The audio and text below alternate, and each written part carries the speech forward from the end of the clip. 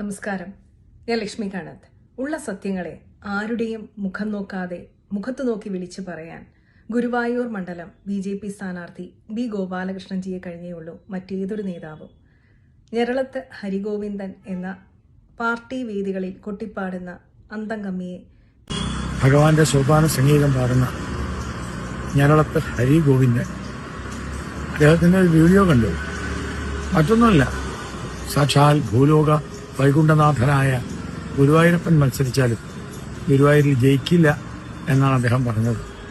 വാസ്തവത്തിൽ ഭഗവാൻ ഗുരുവായൂരപ്പനെ വളരെ മോശമായി അല്ലെങ്കിൽ താഴ്ത്തിക്കെട്ടി അല്ലെങ്കിൽ ഭഗവാൻ ഗുരുവായൂരപ്പനെ അപമാനിക്കുന്ന ഒരു വരിയാണ് ഈ സോപാന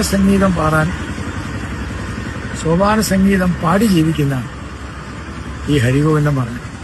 വാസ്തവത്തിൽ സോപാന സംഗീതം പാടാനുള്ള യോഗ്യത അദ്ദേഹത്തിന് നഷ്ടപ്പെട്ടിരിക്കുന്നു. അദ്ദേഹത്തിന് എന്നേ നഷ്ടപ്പെട്ടിരിക്കുന്നു.